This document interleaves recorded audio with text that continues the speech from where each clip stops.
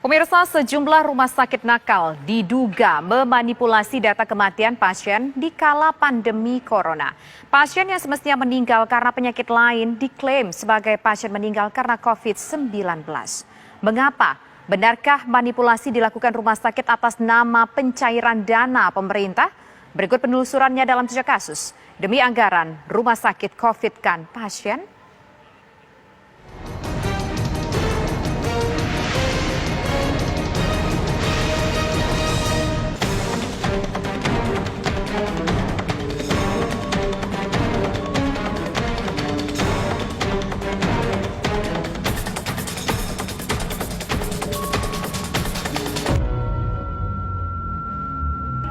Dugaan adanya rumah sakit nakal yang merubah status penyakit kondisi pasien non-COVID-19 menjadi positif menuai tanda tanya besar.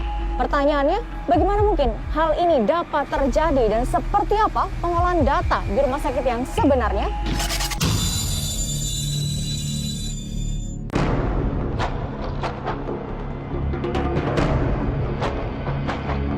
Tak putus di Rundung Malang, Zulkardi warga Pekanbaru Riau tengah bersedih kehilangan anggota keluarganya, W, yang dikabarkan terkena virus corona.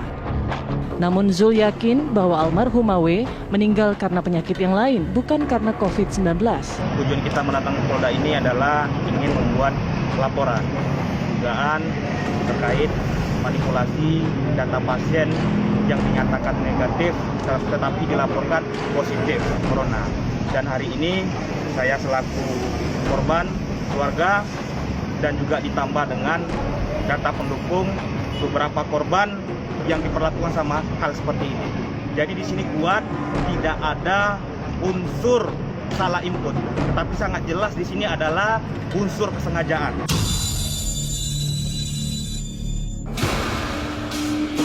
Yang mengejutkan, Zulkardi pun menyebut ada sejumlah korban salah input data pasien meninggal COVID yang ada di Pekanbaru Riau.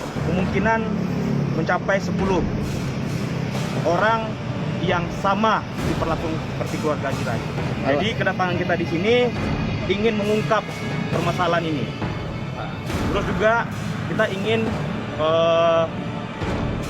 Pekanbaru ini terlepas dari zona hitam, karena laporan yang dilaporkan daftar pasien yang corona meninggal positif corona itu hoax. Kita ada datanya di sini. Dan ini akan kita berikan kepada penegak hukum ini Polda Riau. Kalau satu saja yang salah info tidak apa-apa. Ini lebih dari satu. Ini lebih dari satu. Jadi di sini kuat dugaan ada permainan, ada mafia di balik bencana COVID-19 yang ada di Riau ini.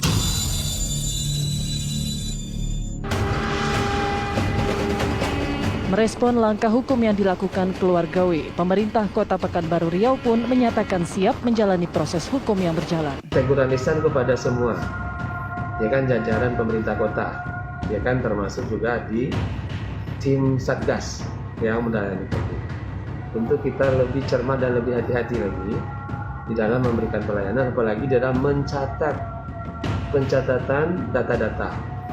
Maka dicermati pendataan yang datanya sampai ke kita. Koordinasi antara pencatatan dan informasi ini kita harapkan tentunya kepada tim Satgas yang membidangi tentang pencatatan laporan-laporan COVID ini supaya bekerja lebih teliti lagi, sehingga tidak terjadi miskomunikasi sebagaimana yang terjadi di dalam peristiwa yang. Sementara kita sudah lakukan adalah pemeriksaan saksi lapor, kemudian kita dalam melengkapi administrasi penyidikannya, kemudian rencana kita akan memanggil beberapa saksi, keluarga korban, mungkin yang kemarin mengambil data swab itu, kemudian juga dari pihak terkait akan kita berketerangan.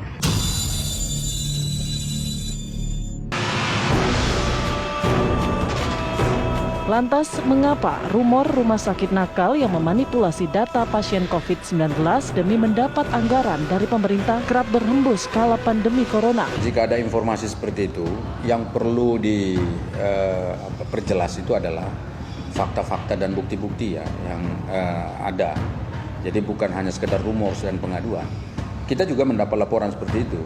Nah, karena itulah fakta-fakta dan bukti-bukti itu menjadi sangat penting untuk bisa kita tindak lanjuti. Dan kita juga bisa menekan dalam tanda petik nih Kementerian Kesehatan untuk menertibkan ya rumah-rumah sakit yang melakukan tindakan seperti itu. Saya kira untuk pengawasan yang dilakukan oleh Kementerian Kesehatan dan juga jajarannya sampai dengan Dinas Kesehatan harus ditingkatkan terhadap rumah sakit yang memang terindikasi ada melakukan fraud ataupun penyalahgunaan data dalam hal klaim untuk pasien COVID-19 di semua rumah sakit, baik itu rumah sakit swasta maupun rumah sakit. Benarkah dugaan kelalaian yang dilakukan pihak rumah sakit adalah bentuk kesengajaan? Mengingat dengan klaim pasien positif COVID-19, rumah sakit bisa mendapat anggaran 90 juta rupiah. Mari kita sama-sama gitu ya, kita sama-sama untuk menelaah apakah kasus itu adalah masalah kasus yang sebenarnya atau kasus yang perlu dikonfirmasi. Nah, kita sebetulnya membuka diri loh. Kalau misalnya ada masyarakat yang merasa bahwa aduh saya di-COVID-kan.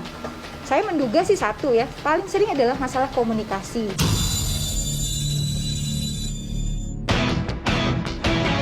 Di tengah merebaknya isu manipulasi data pasien meninggal COVID-19, selayaknya pemerintah bisa melakukan pencegahan. Karena tak seyogyanya ada pihak yang mendulang rupiah kala semua elemen berjuang menghadapi wabah.